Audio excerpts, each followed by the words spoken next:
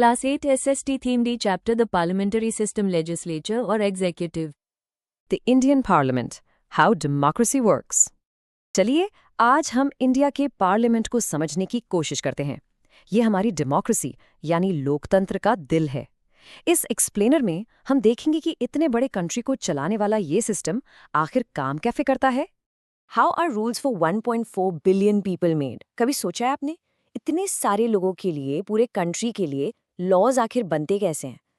कौन लेता है ये सारे इंपॉर्टेंट डिसीजंस? चलिए इस पूरे सिस्टम को आसान भाषा में समझते हैं। The people's house, what is parliament? तो सबसे पहले बिल्कुल बेसिक से शुरू करते हैं। पार्लियामेंट होता क्या है?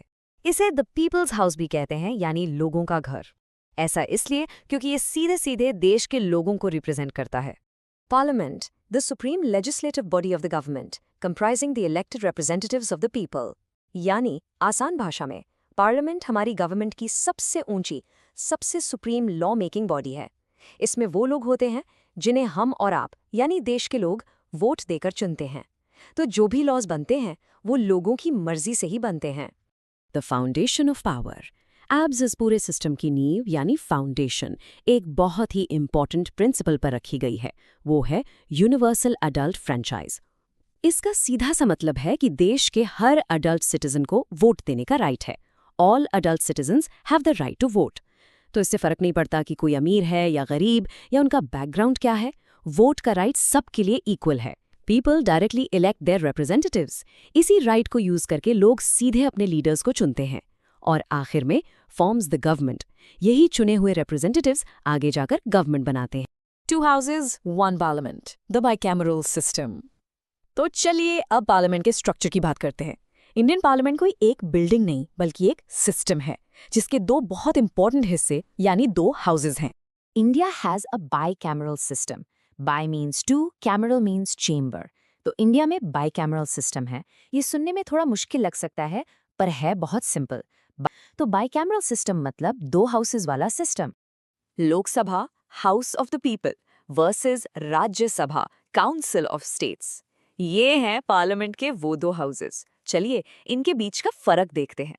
एक तरफ है लोकसभा जिसे हम लोअर हाउस कहते हैं। इसके मेंबर्स को लोग डायरेक्टली वोट देकर चुनते हैं। हर स्टेट से कितने मेंबर होंगे ये वहां की पॉपुलेशन पर डिपेंड करता है। इसमें मैक्सिमम 550 मेंबर्स हो सकते हैं। दूसरी तरफ है राज्यसभा यानी अपर हाउस। इसके मेंबर्स इनडायरेक्टली चुने जाते हैं। ये पूरे देश के स्टेट्स को रिप्रेजेंट करती है, इसलिए इसका कॉम्पोजिशन और इलेक्शन प्रोसेस लोकसभा से काफी अलग होता है। Law makers versus implementers, legislature and executive. Okay, तो अब गवर्नमेंट के 2 बहुत इंपॉर्टेंट रोल्स को समझते हैं। एक जो लॉ बनाते हैं और दूसरे जो उन्हें लागू यानी इम्प्लीमेंट करते हैं। The 2 arms of government. इन 2 हिस्सों को हम कहते हैं लेजिस्लेचर और एग्जीक्यूटिव। सबसे पहले इनका मेन रोल देखते हैं। लेजिस्लेचर का काम है मेकिंग लॉज यानी कानून बनाना और एग्जीक्यूटिव का काम है एनफोर्सिंग लॉज यानी बनाए हुए कानूनों को देश में लागू करना। अब बात करते हैं कॉम्पोजिशन की।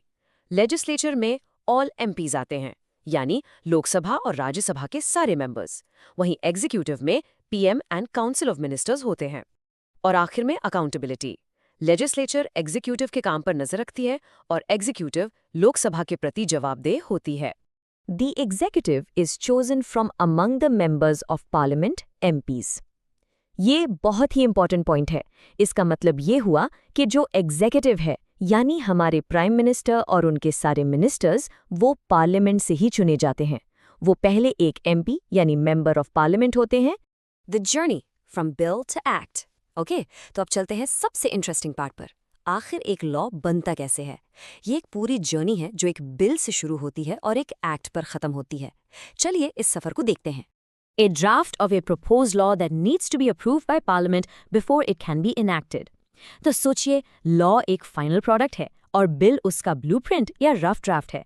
जब भी कोई नया लॉ बनाना होता है तो उसका जो प्रपोजल तैयार होता है उसी ड्राफ्ट को हम बिल कहते हैं।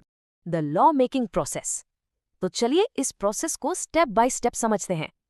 पहला स्टेप है इंट्रोडक्शन। बिल को लोकसभा या राज्यसभा किसी भी हाउस में पेश किया जाता है। फिर आता है स्टेप 2, डिस्कशन एंड डिबेट। उस बिल पर बहुत गहराई से चर्चा और बहस होती है। स्टेप 3 है वोटिंग। डिस्कशन के बाद सारे मेंबर्स उस पर वोट करते हैं। उसके बाद स्टेप 4 अदर हाउस।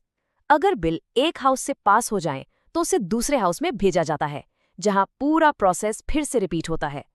फिर आता है स्टेप 5 प्रेसिडेंशियल असेंट। जब बिल दोनों हाउसेस से पास हो जाता है तब उसे प्रेसिडेंट के अप्रूवल के लिए भेजा जाता है। और आखिरी स्टेप 6 बिकम्स एन एक्ट।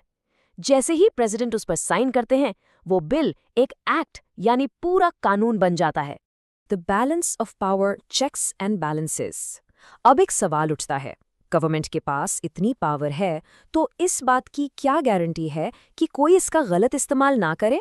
इसी के लिए हमारे सिस्टम में चेक्स एंड बैलेंसेस का कॉन्सेप्ट है। The Constitution separates powers between the legislature, executive and judiciary. हमारी कॉन्स्टिट्यूशन ने गवर्नमेंट की सारी पावर को 3 अलग-अलग हिस्सों में बांट दिया है। एक है लेजिस्लेचर जो लॉ बनाती है, दूसरा है एग्जीक्यूटिव जो लॉ लागू करती है और तीसरा है जुडिशरी जो इंसाफ करती है। इसे ही सेपरेशन ऑफ पावर्स कहते हैं। Role of the judiciary. इस पूरे सिस्टम में जुडिशियरी का रोल बहुत ही क्रूशल है। इसका काम है interprets and applies the laws, यानी कानून का सही मतलब बताना। ये acts as a custodian of the constitution, यानी हमारे संविधान की रक्षक है। इसका काम है सेफगार्ड्स फंडामेंटल राइट्स, यानी हमारे मौलिक अधिकारों को प्रोटेक्ट करना। और सबसे इम्पॉर्टेंट, ये ensures no branch of government violates the constitution, यानी ये देखती है कि गवर्नमेंट का कोई भी हिस्सा कॉन्स्टिट्यूशन के खिलाफ ना जाए। Exam booster and quiz. चलिए अब टाइम है एक छोटे से रिवीजन का। देखते हैं आपको कितना याद है। ये सेक्शन आपके एग्जाम्स के लिए भी काफी हेल्पफुल होगा। Quick quiz. Who is the nominal head of the union executive? तो सवाल है, यूनियन एग्जीक्यूटिव का नॉमिनल हेड यानी सिर्फ नाम मात्र का हेड कौन होता है? सोचिए। Answer the president of India. लेकिन एक बात हमेशा याद रखिएगा, प्रेसिडेंट सिर्फ नॉमिनल हेड हैं। The prime minister is the day facto और रियल हेड, यानी असली पावर प्राइम मिनिस्टर और उनकी गवर्नमेंट के पास होती है। Governments will come and go, parties will rise and fall, but the nation must endure and its democracy must live on. इस explainer को हम हमारे former prime minister Shri Atal Bihari Vajpayee ji के इस पावरफुल कोट के साथ ख़त्म करते हैं। इसका मतलब है कि गवर्नमेंट्स आती जाती रहेंगी, पार्टीज बनती और टूटती रहेंगी, लेकिन इन सब से ऊपर हमारा देश है और इस देश की डेमोक्रेसी हमेशा जिंदा रहनी चाहिए। ये हमें याद दिलाता है कि सिस्टम किसी भी लीडर या पॉलिटिक्स से कहीं ज़्यादा बड़ा होता है।